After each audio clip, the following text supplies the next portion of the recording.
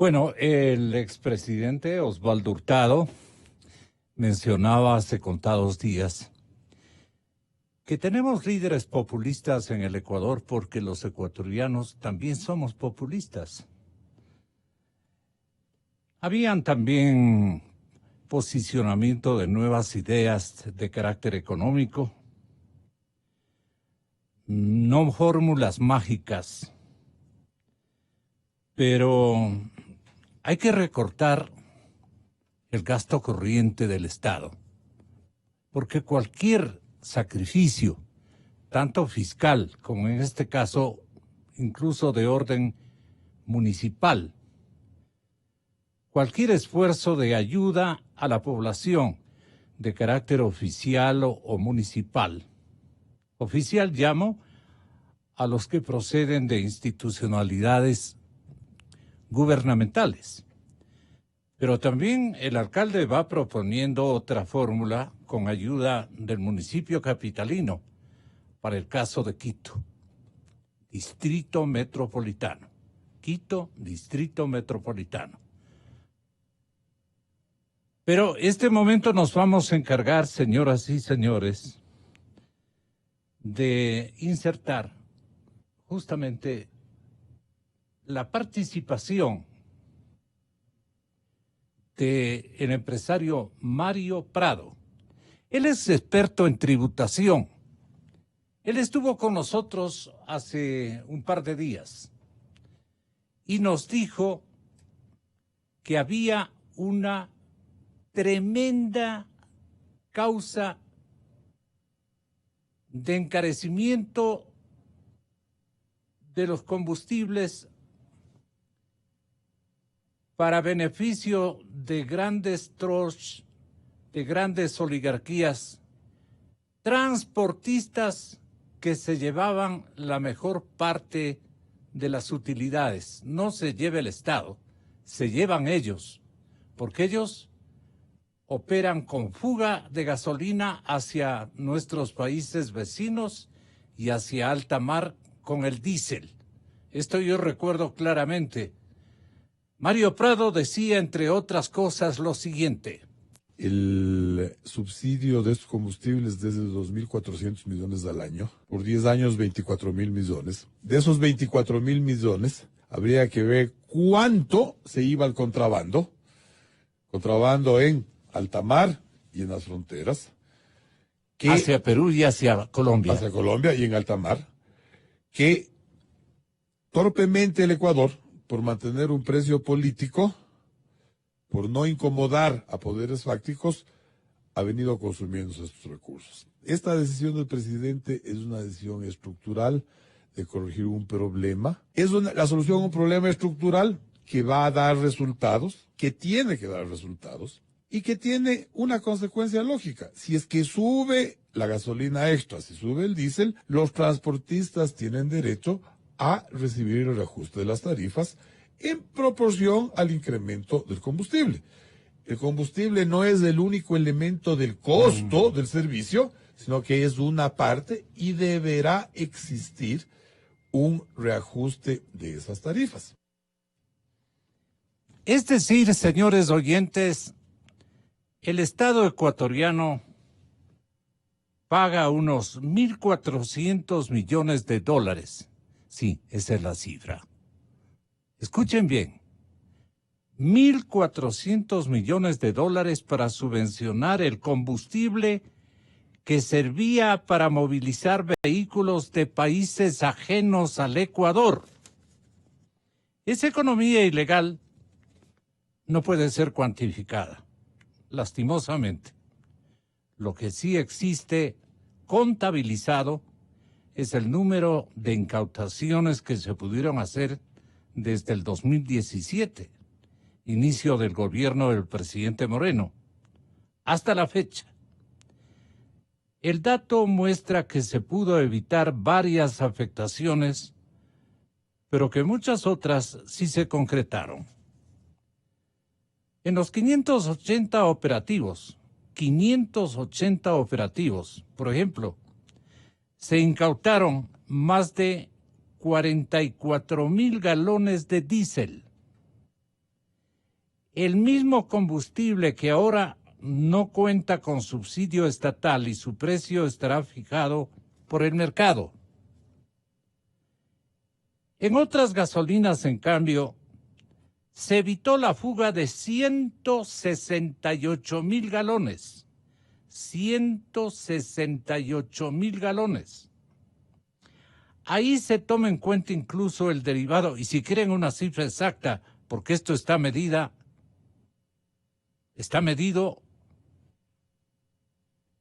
a lo mínimo, 167,944 galones, que para la lectura y comprensión fácil de todos ustedes, he dicho más bien 168,000 galones. Ahí se toma en cuenta incluso el derivado de petróleo para movilizar embarcaciones dedicadas a la pesca artesanal de los países que comparten frontera con nuestro país, con nuestro Ecuador. Los últimos reportes del gobierno central evidencian que la fuga de combustibles tiene otros efectos delincuenciales. Escúchenseme bien, aquí no mentimos. En los operativos oficiales no solo se incautan gasolinas o gas licuado, que llaman GLP, o gas de uso doméstico, sino que también hay armas, hay explosivos y otros materiales que tienen como propósito hacer daño a la población ecuatoriana o a cualquiera que trate de interferir en la actividad criminal. En los 3 años estudiados, según conoció el diario Expreso de Guayaquil, también hay personas, hombres y mujeres detenidos para investigaciones. En los 3 años estudiados, según conoció el periódico, se han retenido 15 armas de fuego, 473 vehículos, 30 motocicletas y 27 embarcaciones. El dato de lo que pasó por los pasos ilegales no está identificado por los órganos de control de ningún país. Repito, también hay personas, hombres y mujeres, detenidos para investigaciones y muchos de ellos fueron sentenciados por su asociación ilícita, asociación ilegal. Según los reportes, hay toda una estructura criminal detrás del contrabando de bienes, de gasolinas, de vehículos, de barcos y hasta asfalto líquido. En enero, Expreso conversó sobre la problemática con el coronel de Policía Aduanera de Colombia, don Nicolás Carmen. El apellido es Carmen. Él detalló los problemas de contrabando técnico, el que pasa por aduanas, pero con declaraciones menores a las legalmente establecidas, y el abierto. Sobre este sistema, el militar colombiano dijo que a Colombia ingresan desde Ecuador gasolina, combustible, pero para el emporio cocalero que tenemos en el departamento de Nariño, dijo el militar colombiano, en Tumaco, donde se encuentra la estructura de alias Guacho, la estructura de alias Guacho, y que ahora ha sido reemplazado por disidentes. El experto en temas de frontera también reconoció que hay más y más estructuras. Habló, por ejemplo, de el Ejército de Liberación Nacional, el denominado ELN, las autodefensas gaetianistas que hacen presencia en la frontera del Putumayo y de Nariño, los departamentos de Colombia que limitan con Ecuador, El flagelo, según los ministros, genera gastos para el país en más de una vía. No se trata solo del gasto por los subsidios de hidrocarburos, que no pertenecen al país, sino que también hay costos como la organización de operativos y el tratamiento de los bienes retenidos. Señoras y señores, los combustibles se están fugando por las dos fronteras. Y hay un reporte gigante de 580 operativos que resultan exiguos para la cantidad de ilícitos que se han perpetrado en los últimos años. Esto es lo que quería yo informar cuando anuncio la gentil comparecencia del expresidente Osvaldo Hurtado Larrea. Muchas gracias, doctor. Parece que Gonzalo, disculpe el atraso, pero no conseguí estacionamiento. el sitio es complicadísimo, la Avenida República. No obstante que no hay unidades de transporte todavía de carácter público, pero los espacios, las ganas de trabajar, el entusiasmo por motivarnos hacia un trabajo fecundo en áreas administrativas, privadas y públicas que existen en esta gran avenida, nos dejan sin espacios ni para prácticamente poner por segundos un vehículo en la calle. Pero bueno, ya lo tenemos acá, mil perdones porque no poder ofrecerle un parqueo inmediato y nuestro para que vamos a tratar de enmendar esos errores administrativos de nuestro edificio. Pero bueno, no es nuestro el edificio, ojo. Es un edificio donde se ocupan las instalaciones de la cadena Democracia. Doctor, ¿cómo le parece esta circunstancia por la que estamos atravesando? Que habríamos desde los mismísimos gobiernos del presidente Roldós y el suyo, y otros gobiernos que se han turnado en los últimos 40 años, 35, 40 años, se habrían sacado la lotería si llegaban a complementar un proceso como el que hoy, ojalá Dios permita, se culmine en el Ecuador. Esto de rescatar los combustibles de manos indecentes, de manos de gente que se ha beneficiado tradicionalmente, que son las nuevas oligarquías de transportistas, porque con ellas también usted tuvo que ocuparse en reiteradas ocasiones. Siempre han estado a la orden del día de lo que ha pasado en nuestro país en materia de refriegas económicas y políticas. Doctor, ¿cómo le siente este momento con lo que nos viene a manifestar el alcalde? ¿Cómo le parece a usted, y perdone por esperarle con este interrogante? Dice el alcalde Yunda que él piensa y tiene adelantado con todo el cabildo, bien conversado, tiene diseñado un proyecto de empresa eléctrica de transporte.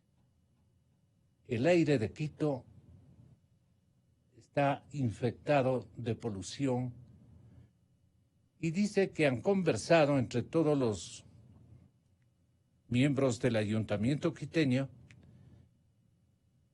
y asegura que tiene todos los elementos para hacer la conversión de carros a combustible por carros eléctricos. Y le pareció fácil explicarnos lo que hace algunos minutos, ojalá Milton le haga escuchar al doctor Hurtado, la parte central. Sí, le esté editando este momento para que el expresidente tome conocimiento de este plan estratégico.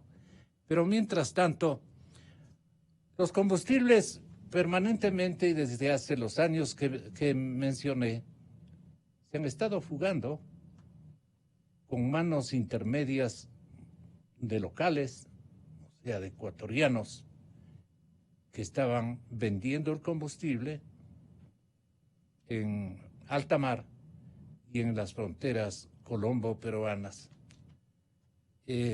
Estamos para recibir su pronunciamiento de coyuntura, que todo el mundo está hablando del tema del transporte y sus costos onerosos que empobrecen a nuestras poblaciones por más de 40 años.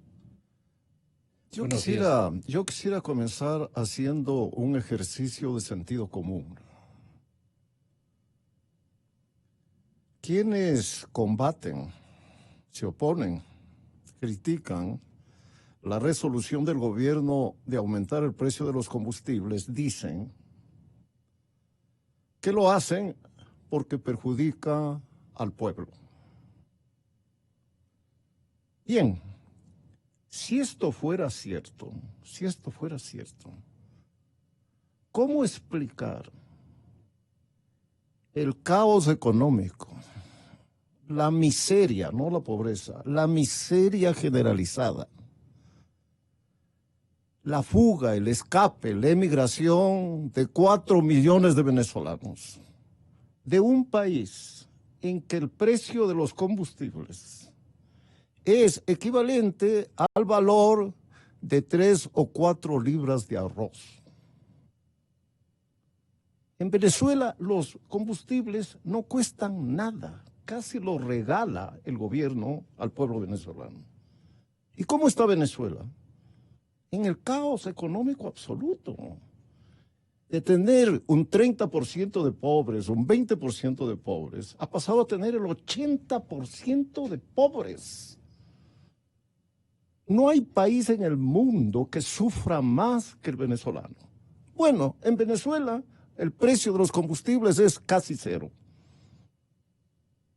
Bueno, digo esto, y es algo muy sencillo, muy práctico, que todos me van a entender y todos miran diariamente lo que pasa en ese país, para un poco contradecir el argumento central del movimiento indígena, diciendo que esto perjudica al pueblo. Y el argumento central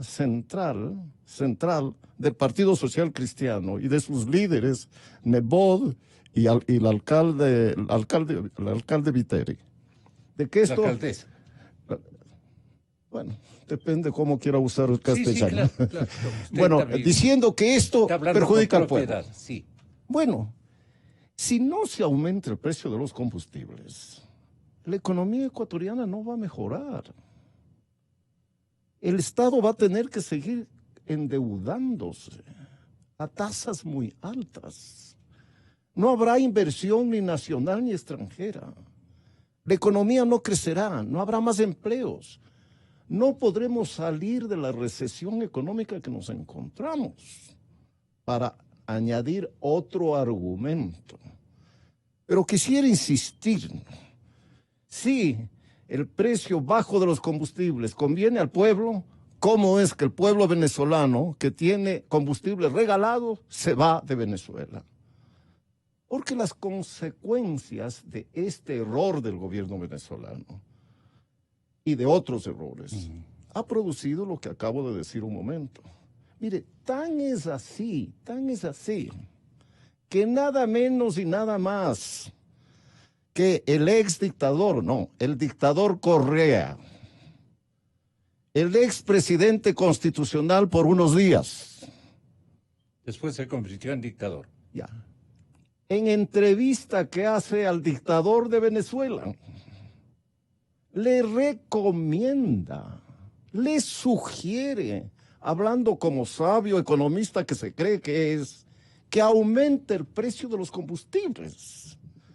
Entonces, Esta partida de sinvergüenzas que son los correístas. Hoy, escándalo, porque el gobierno de Moreno hace exactamente lo que Correa pidió que haga al presidente de Venezuela.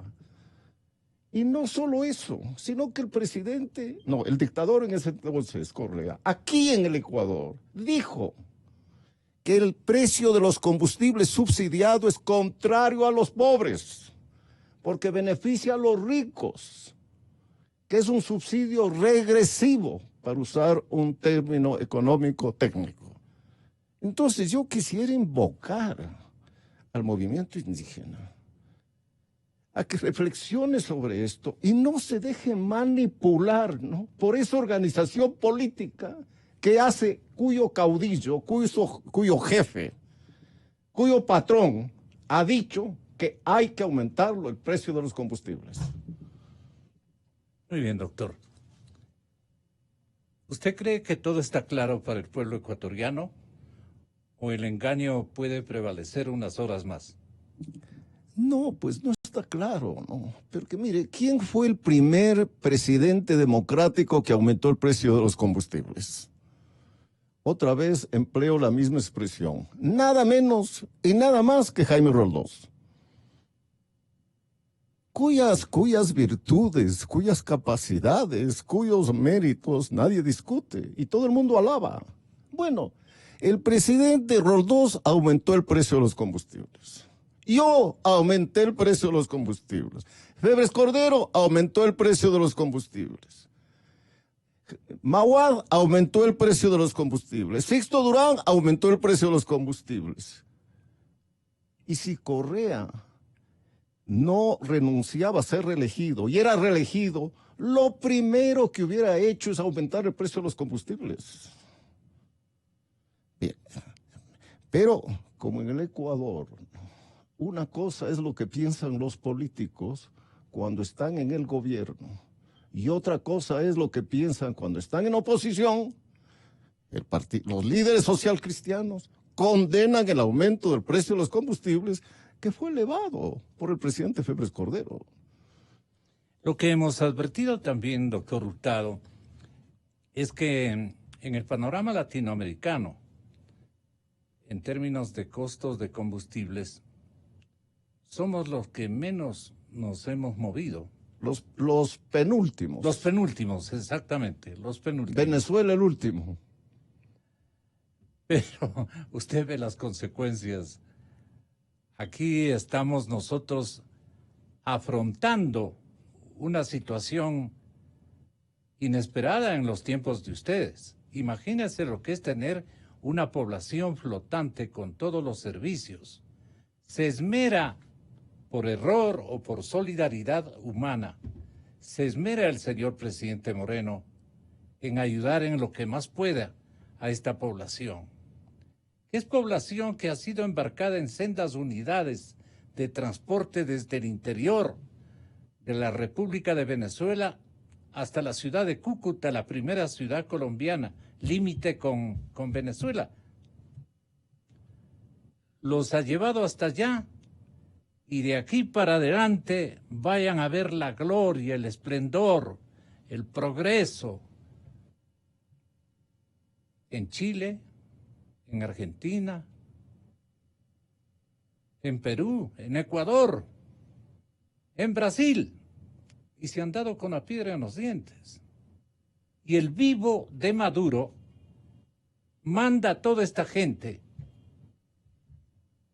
a que esté deambulando por las calles más inhóspitas de toda esta región, en las calles más pobres, consiguientemente más llenas de peligros y de escasez y de pobreza. Les manda a que reaviven sus empeños de pluralizar esta maravillosa forma de gobernar a los pueblos, como es el socialismo de Maduro y de Chávez. Esto es lo que debe el pueblo ecuatoriano alcanzar a copar en su mente. ¿Por qué no funciona así? ¿Y por qué los señores estudiantes, otrora rigurosos, evaluadores de cada situación, hacían antes de salir a la calle, de predisponernos a los estudiantes universitarios a hacer un ejercicio de protesta social, sabían por qué? No por lo que este momento caracteriza la coyuntura, doctor Hurtado. Porque creen que de esta manera ganan votos, ¿no? Y se aproximan las elecciones presidenciales y las elecciones de legisladores, ¿no? Porque creen que de esta manera son populares. Porque son una partida de demagogos, de populistas, los políticos ecuatorianos. Alguna ocasión yo dije que en el Ecuador hasta la derecha es de izquierda. Porque hay líderes políticos de la derecha que hacen discursos de izquierda, que proponen políticas de izquierda, que proponen mantener el tamaño del Estado, por ejemplo, o mantener el precio de los combustibles en este nivel tan bajo. Eso es populismo puro. Eso es crear condiciones para que la economía ecuatoriana no tenga salida. Y yo no creo que en el Ecuador va a producirse un éxodo al estilo venezolano, en gran parte porque tenemos el dólar. Pero eso ya es otra discusión, ¿no? Entonces yo le decía, los indígenas deberían buscar una buena asesoría.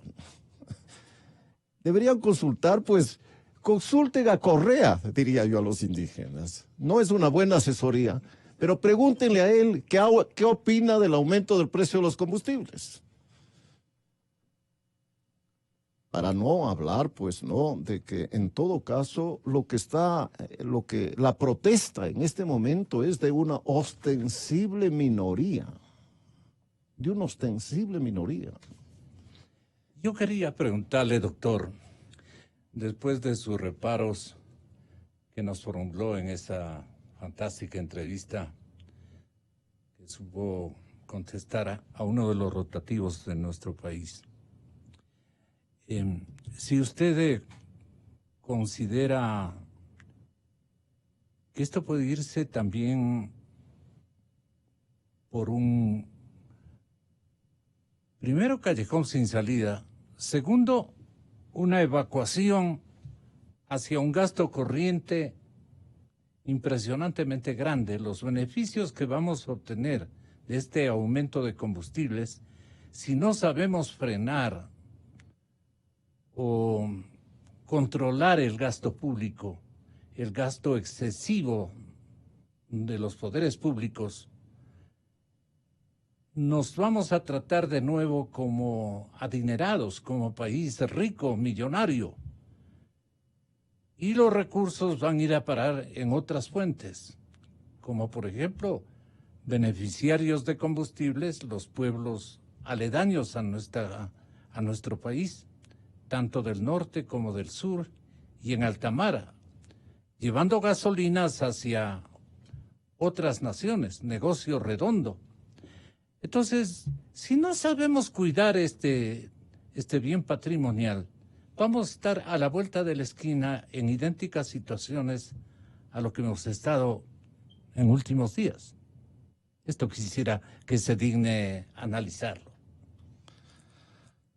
Mire, la economía es implacable. No perdona. No perdona los errores y premia los aciertos. Veamos el caso de los dos países vecinos, Colombia y Perú. El precio de los combustibles en esos dos países, en números redondos, es alrededor del doble de lo que eran antes aquí en el Ecuador. Y siguen siendo más altos luego del aumento realizado en el país. Bien, esos países crecen económicamente. Esos países crean empleos. Están reduciendo la pobreza más rápidamente que el Ecuador. Bueno, los argumentos son infinitos. en favor de esta decisión tomada por el gobierno nacional, ¿no? Confieso que yo pensé que nunca la tomaría, ¿no? Y que la economía como consecuencia pues iría a un estancamiento de 3 o 4 años, ¿no? Me ha sorprendido que haya tomado esa decisión. Hagamos, yo diría, ¿qué debemos hacer los políticos? Bueno, debemos hacer un ejercicio de pedagogía, de información, ¿no? De reflexión, porque en última instancia, miren, en la costa ecuatoriana, en la calle, los problemas son menores o no existen, y eso es la mitad del Ecuador. En la provincia de Loja, de La Suay, de Pichincha, de Carchi y de la Amazonía, los problemas hay más que en la costa, pero son menores. El problema, no es levantamiento, pero la protesta indígena está circunscrita a la provincia de Imbabura, el norte de la provincia de Pichincha, la provincia de Cotopaxi, Chimborazo. la provincia de Chimborazo y algo de Cañado. Así es. Eso es una parte importante del Ecuador, pero no más de la tercera parte de la población nacional, ¿no? Yo creo que buena parte de la gente no le gusta, va a recibir 1 o 2 puntos de aumento de la inflación durante un mes y después no vuelve la inflación a aumentar, que ese es otro argumento. Llevamos varios meses con inflación 0 o casi 0. Entonces, no es que se van a disparar los precios, no. He leído un análisis, mire, de cuánto debería aumentar el precio del quintal de cemento. 20 centavos por el aumento del precio de los combustibles. 20 centavos. Un análisis muy bien calculado y muy bien hecho. No digo que lo mismo va a pasar en los productos de primera necesidad, ¿no? Probablemente será algo más, pero no va a ser pues $20, $30, $50, $100, $200. Van a ser unos pocos dólares o en algunos casos unos pocos centavos. Bueno, esto deberían estar diciendo los políticos. ¿Dónde están los políticos? Porque les gabelaron a los políticos más o menos en turno. Imagínense que esta misma víspera los indígenas se dieron el lujo de prohibirnos, hay que pedir pasaporte para ingresar a las comunidades de indígenas. Digo en el sentido de que promulgaron un estado de sitio. Pero eso nadie puede tomar en serio, ¿no? Pero ellos están convencidos. No, es que hagamos una reflexión, ¿no? Yo, bueno, a lo largo de mi vida, ¿no? El problema indígena, tanto en mis escritos como en vida pública, ha ocupado un lugar muy importante, muy importante. Pero de la misma manera que el pueblo indígena tiene el derecho a recibir los beneficios que recibe el pueblo no indígena, mestizos y blancos, ¿no? Tiene que cumplir las mismas obligaciones que el resto de ecuatorianos. ¿Cómo pueden expedir un decreto de esa naturaleza? Bien, entonces que un grupo de blancos se reúne en una provincia y diga, esta es una provincia de blancos y vamos a expedir un decreto de que aquí no ingresan los mestizos y no ingresan los indígenas. No, este es un país plurinacional, pues dicen ellos, ¿no? Aquí existen 3 grupos étnicos numerosos. El más grande, el de los mestizos. Así es. El 80% de los ecuatorianos somos mestizos. Somos mestizos. Un 10-13 serán blancos. Los indígenas representan apenas, de acuerdo al censo, el 7% de la población nacional. El 7%. Entonces, que el 7% de la población nacional en el caso de que todos estuvieran de acuerdo con ese decreto, le imponga al 93% limitaciones, prohibiciones, sin tener ninguna facultad constitucional. ¿Quiénes están asesorando a los indígenas? Alevosamente. Bueno, pienso que, pues, gente de la izquierda, ¿no? La De ortodoxia. esta izquierda conservadora, Claro. conservadora, ¿no? Anticuada, vieja, ¿no? Anciana, que es la izquierda ecuatoriana, ¿no? Pues, yo estuve en China hace algo más de un mes, ¿no? Hace algo más de un mes. Y hablando del progreso de China, ¿no? Les preguntaba, ¿no? País comunista, ¿no? Claro. País comunista, país de los trabajadores. Les preguntaba qué hacían los sindicatos chinos. Les preguntaba si organizaban manifestaciones de protesta, si realizaban huelgas. Me dijeron, no. Me dijeron, los sindicatos chinos festejan el Día del Trabajador, festejan el Año Nuevo, dice, realizan pues eventos sociales y deportivos. Los sindicatos chinos, país comunista, gobernado por el Partido Comunista. Los sindicatos chinos, dice, no hacen ninguna política reivindicativa de sus derechos porque ya el gobierno atiende sus derechos. Bueno, entramos al tema de la contratación.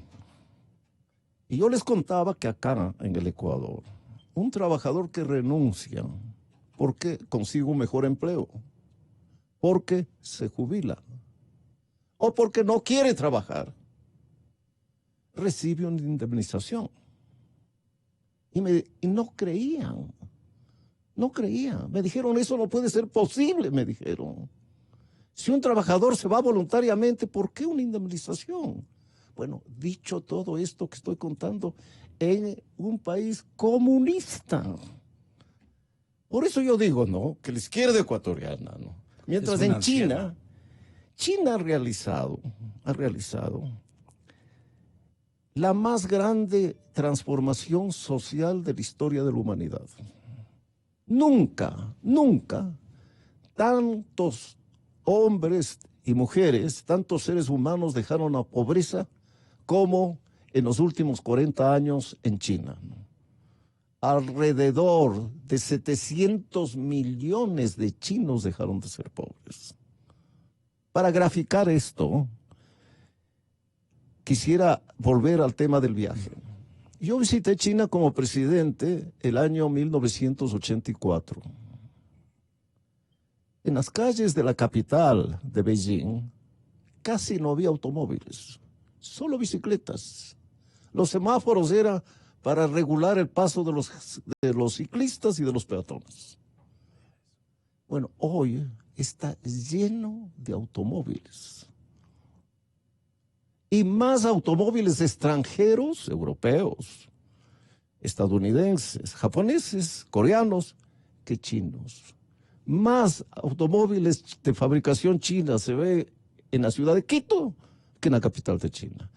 Digo esto ¿por qué? Porque tienen dinero para comprarse automóviles extranjeros.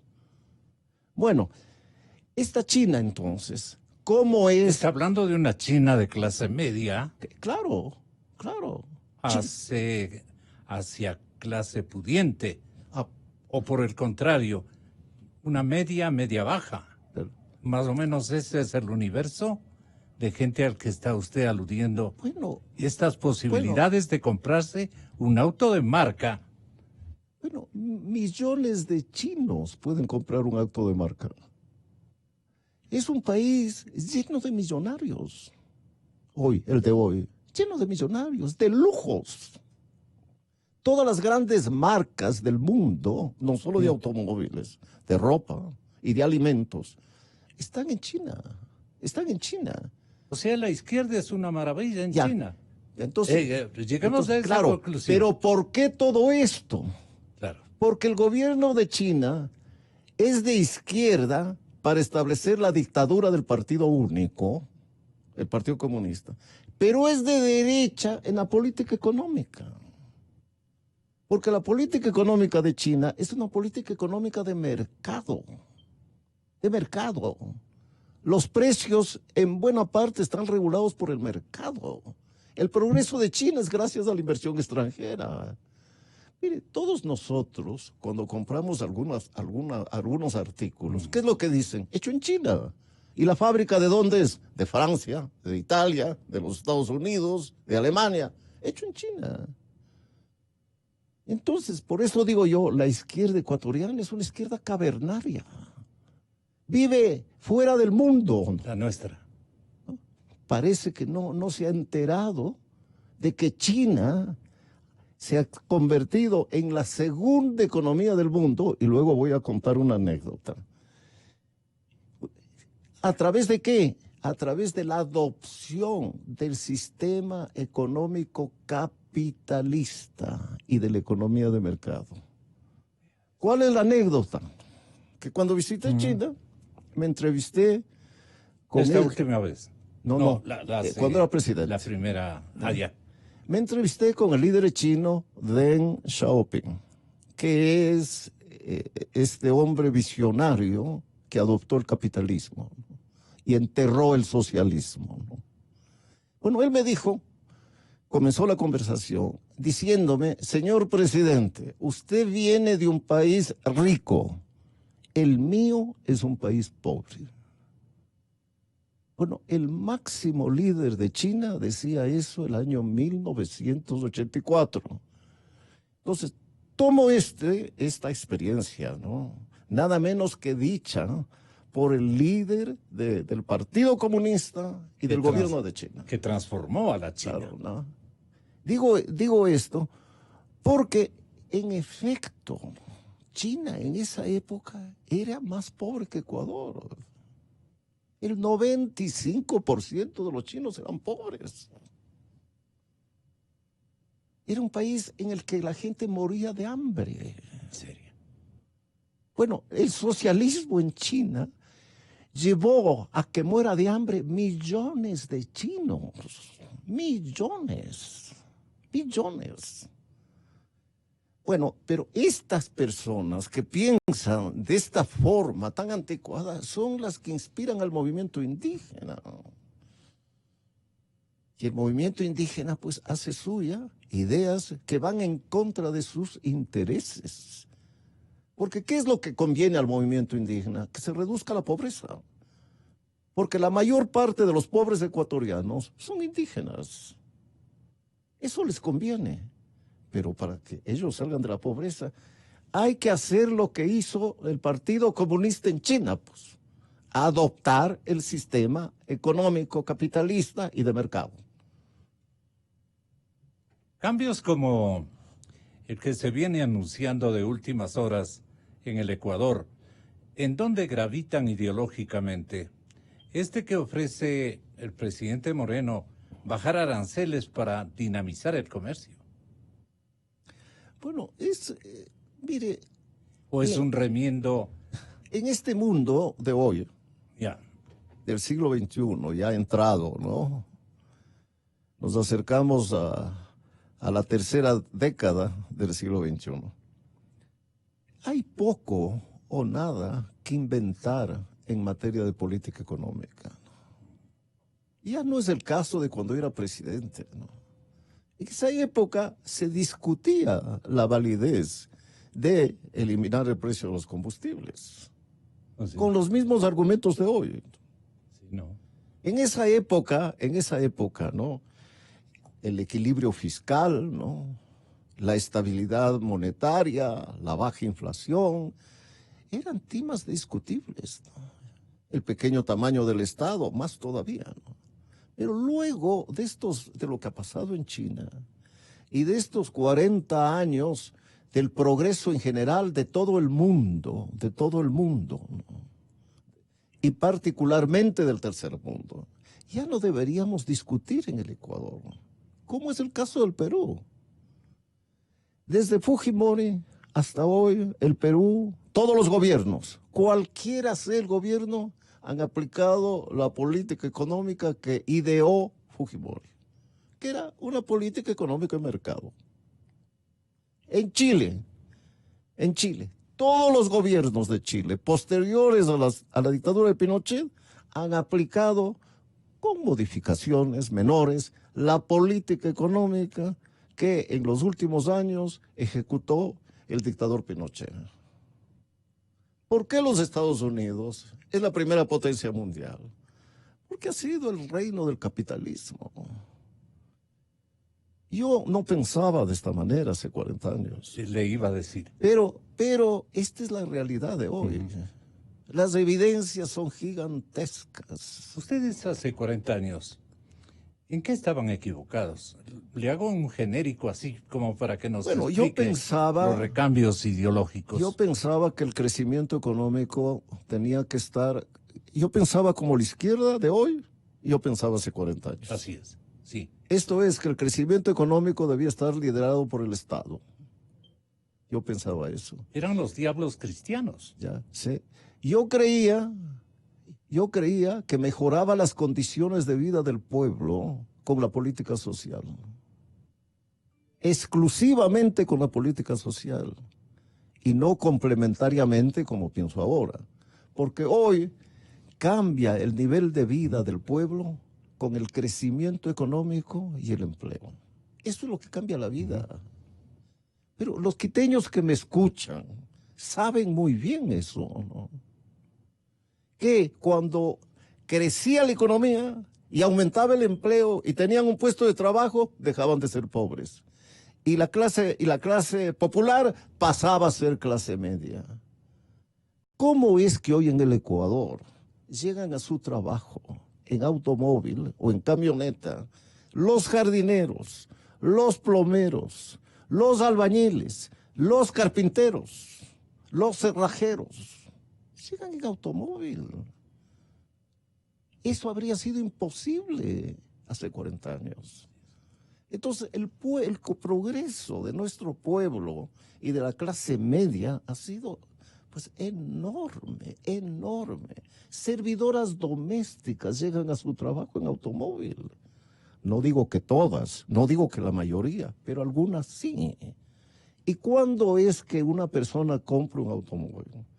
Bueno, cuando ya logra alimentarse bien, vestirse bien, educarse bien, curar su salud, ahí compra un automóvil. Y la ideología que usted mantuvo profesando con bastante celo, provenía de una Alemania asimismo revolucionaria. No. ¿De dónde vino la Resulta que los demócratas cristianos en Sí. América Latina estábamos a la izquierda de la democracia cristiana alemana y europea. Y pensábamos competir con la izquierda marxista, haciendo cambios sociales profundos, pero pues en democracia, ¿no? Y no con una propiedad total de los medios de producción como predicaba pues el comunismo, ¿no? Pero estábamos equivocados. El mundo había caminado antes y ha caminado hoy por otro sendero, ¿no? Pero la socialdemocracia y la democracia cristiana prevalecen en todos los escenarios del viejo continente, especialmente en Alemania e Inglaterra. Se turnan ahí los cristianos, los democristianos anteriores, o los que usted también participó de ese ejército internacional de movimientos políticos revolucionarios. Ustedes entraron con una revolución cristiana más o menos o más agresiva que la marxista. No sé si más, ¿no? Pero sin duda éramos radicales, ¿no? Bueno, ¿En qué eran radicales? Para ver cómo han cambiado los tiempos, doctor Hurtado. Bueno, nosotros creíamos en esa época que teníamos que aliarnos con los países del tercer mundo para enfrentar a los países desarrollados, a los países ricos, ¿no? Hoy yo creo que nuestros principales aliados tienen que ser los países desarrollados, porque ellos son los que nos compran nuestras exportaciones, porque ellos son los que nos proveen inversión extranjera, porque ellos son los que nos dan tecnología. Antes yo pensaba que estaban bien las empresas públicas y que el ámbito del Estado debía ser de cierta significación, no completo. Hoy pienso que las empresas públicas son un antro de corrupción, casi sin excepción. Y si no son un antro de corrupción, son un antro de populismo.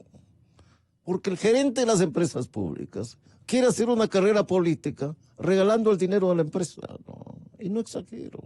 Entonces, auméntese los sueldos como pidan los trabajadores.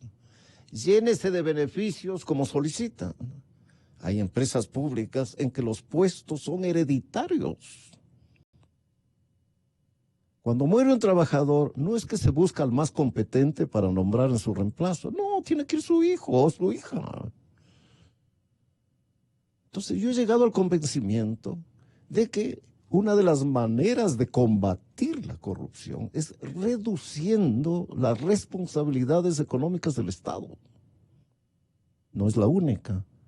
Bueno, en eso también ha cambiado de opinión, ¿no? Yo no creía que el crecimiento económico, en la medida en que creaba empleo, eliminaba la pobreza más rápidamente que las políticas sociales. Yo no creía eso. Hoy creo eso, porque esa es la evidencia. ¿Cómo es que muchos ecuatorianos que me escuchan han dejado de ser pobres? Porque consiguieron un trabajo, no porque tienen educación gratuita, no porque tienen salud gratuita, porque consiguieron un trabajo y el trabajo les da un salario y con el salario tienen dinero para vestirse, para alimentarse, para transportarse, ¿no? Incluso para pasar vacaciones. Mire, la clase media de hoy, Quito es una ciudad de clase media. Correctísimo. Ya no es una ciudad de clase popular. Quito es clase media. Bueno, pues la clase media es la que inunda los balnearios de la provincia de Esmeraldas. Bueno, hace 50 años solo los ricos iban a la playa. Nadie de clase media podía ir a la playa. Hoy, la clase media no solo que va a la playa, sino que va a los Estados Unidos, va a Europa, va a América Latina, viaja, tiene no un automóvil, tiene 2 automóviles. Y no tiene un automóvil de $10,000. No, tiene un automóvil de $20,000, de $30,000 o más. Entonces, esto ¿cómo ha sido posible en los periodos en que la economía ha crecido en el Ecuador? Y el drama de hoy en el país es que la economía no crece. Y si no hacemos algo para que crezca, y una es financiar el presupuesto del Estado con recursos nacionales, que es el aumento del precio de los combustibles. Bueno, si no se hace eso, entonces vamos a seguir, pues, ¿no? Sin empleos, entonces aumentará la pobreza otra vez. Debe estar aumentando la pobreza, le digo, ¿no? En los 2-3 últimos años debe haber aumentado la pobreza. ¿A causa de qué, doctor? Del estancamiento económico. Estamos en pleno O sea, estancamiento. desde los últimos años de gobierno de Correa, que pues prácticamente hemos tenido pues caída de la actividad económica, yo creo que debe haber aumentado Pero de ¿cómo no manera va a haber? importante Si la corrupción se ha la llevado pobreza. sobre $50,000 millones. ¿Dónde está esa plata? ¿De qué? La corrupción Ah, claro. se ha llevado más de $56,000 millones, medido por ellos mismos. No. ¿Dónde está ese dinero, Sí. doctor Hurtado? En los bolsillos de Correa, de Glass, de los ministros de Correa, de muchos de los legisladores de Correa, de muchos de los dirigentes del correísmo, ahí están. Y de los empresarios. Entonces les traigamos para que vengan a gastar los $56,000 millones. Y de los Por lo menos aquí, empresarios que lucraron en el gobierno de Correa. Le vendían papel higiénico al Estado comisión. Ujú. Comisión.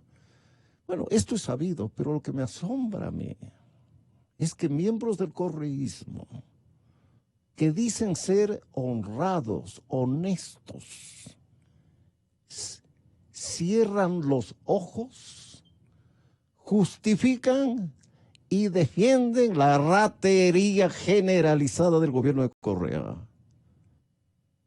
No hay límite para la sinvergüencería. Sí, por eso he dicho yo, ¿no? Pues es una partida sin vergüenzas. Y Correa el primero, ¿no?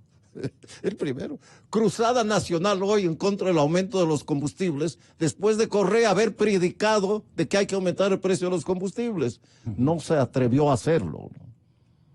Doctor Hurtado, ¿y por qué hay necios correístas? Este es un misterio, ¿no? Porque se les ve que no se beneficiaron. Claro. Ellos están padeciendo las consecuencias y sin embargo se dicen correístas. Bueno, se supone que son personas con títulos universitarios. Desde luego que sí. Se supone que son personas que estudiaron en el extranjero. Se supone que son personas, como usted dice, que no se enriquecieron en el gobierno de Correa, ¿no? Y se supone que son personas con una cultura y con una información. ¿Cómo es que sigan siendo correístas? Que sigan, sí, y que lo defiendan, que Capa y lo espada. defiendan. Aunque sea Que lo hipócritamente. defiendan. ¿Cómo lo defiendan? Mire, en otro partido político, lo que debía hacer Alianza País o el correísmo es expulsar a Correa, pues. Elemental. Expulsar a Glass. Así es. Expulsar a los ministros ladrones. Esto es lo que debieron hacer. No, los defienden. No sé si sea, no sé si sea apócrifo, ¿no? Pero ayer he leído un comunicado de un sector indígena pidiendo la liberación de Glass. Los gritos también se enunciaron desde esta víspera. Que saquen a Glass. Que liberen a Glass. Más bien la palabra era. Y en el caso de él, ¿no? ¿Usted cree que el dinero del tío de Glass es dinero del tío? Imagínese usted, hagamos sentido común. Un vicepresidente enriqueciendo a su tío y no se enriquece él. El tío entrando a Odebrecht con maleta a recibir la plata. Para él, no para Glass, no para Correa. No, pues no seamos ingenuos, no seamos pues o tontos. ¿Por qué los muchachos universitarios de estos días son tontos? No quieren entender. O son pagados. O son contratados. No, porque ellos todavía, ese es el problema de esta izquierda anticuada, ¿no? O sea, son muchachos idealistas que pues han conocido 3 o 4 rudimentos de las revoluciones sociales que han existido en el mundo, ¿no? Algo de pensamiento marxista. Son personas pues que en razón de su inexperiencia, ¿no? O de sus emociones, proceden de este modo, que también son una ostensible minoría, ¿no? Porque usted sabe, 100 personas paralizan una calle, ¿no? Un árbol paraliza una carretera. ¿Y qué se necesita para poner un árbol en una carretera? Una motosierra y unas 50 personas para jalar las ramas, ¿no? Bueno, yo creo, para sacar alguna conclusión, creo que el gobierno debe perseverar en la política que ha adoptado. Y no puede volverse atrás. No, sería el colmo. Sí. No piensa hacerlo. Bueno. No piensa hacerlo. Espero que así sea para bien del país. Yo no converso con el Palacio, pero tengo toda la seguridad de que esto es hasta que las cosas se terminen. Sí. Estas oligarquías de transportistas, ¿cuánto le afectaron a los gobiernos de Roldós y Hurtado y de otros? Todo aumento del precio de los políticos combustibles progresistas estuvo seguido de un paro general del transporte.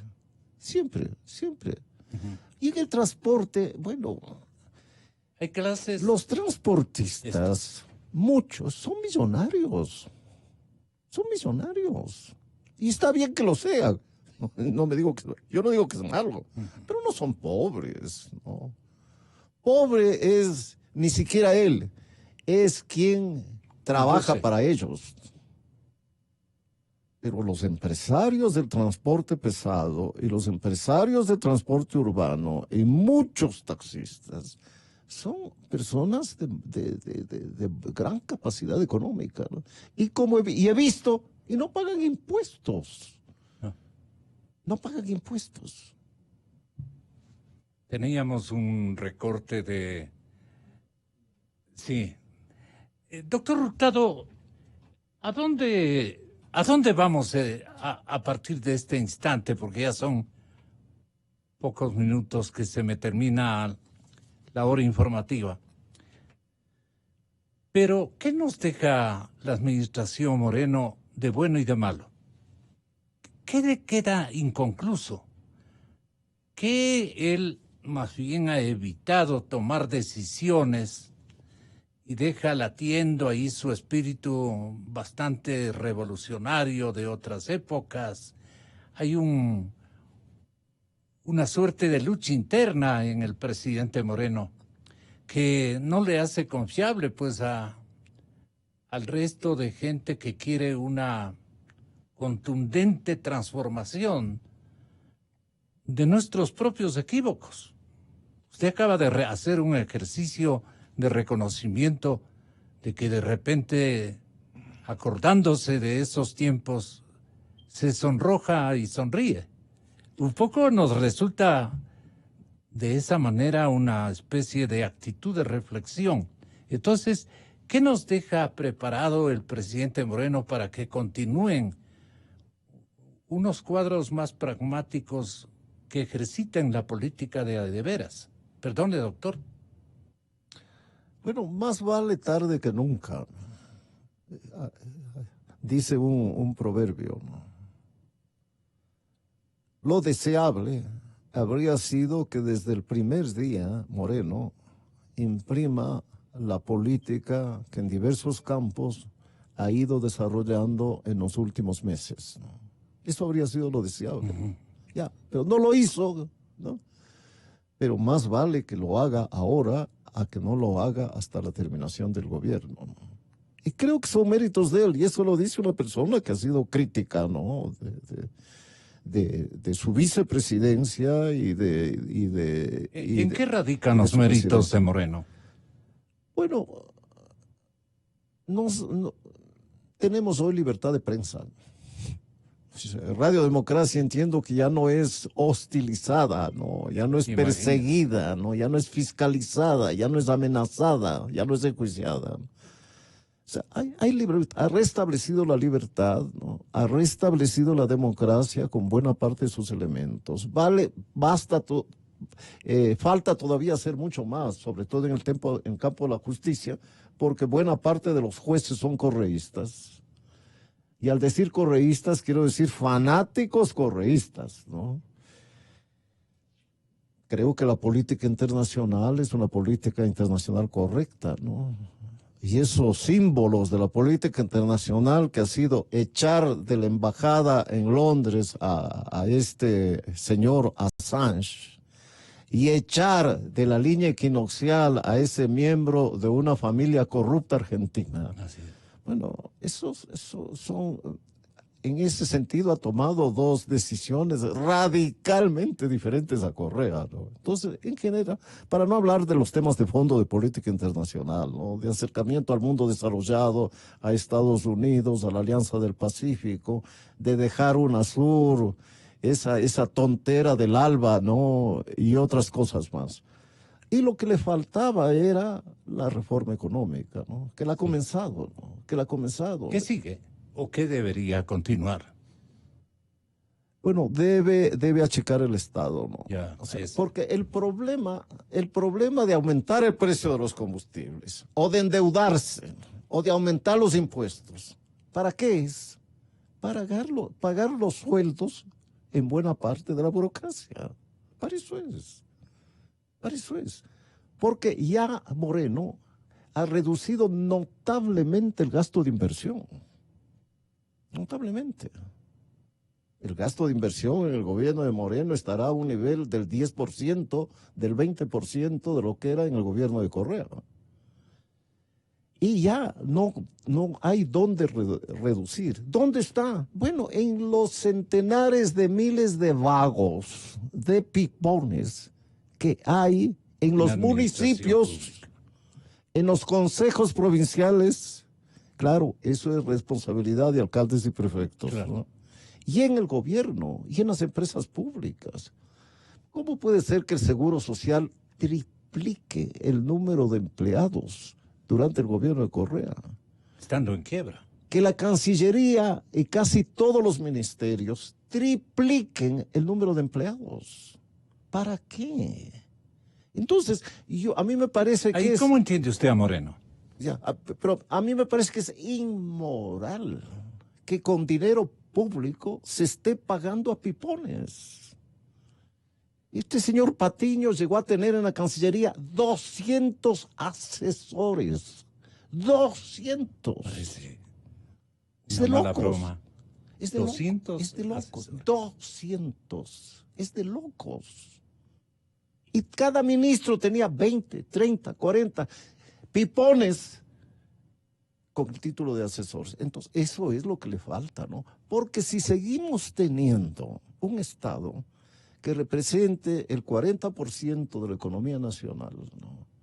Bueno, va a ser necesario nuevos aumentos del precio de los combustibles. Va a ser necesario aumentar el IVA para pagar a los pipones. Va a ser necesario todo eso. Bueno, y yo no entiendo cómo esto no comprende el movimiento indígena y no comprende los líderes del Partido Social Cristiano. Como siempre, ha sido aleccionadora su intervención. Le quedó muy reconocido, doctor Hurtado. Gracias, Gastón. Muchas gracias. Gracias por invitarme y disculpas por el atraso. No se preocupe, faltaba más.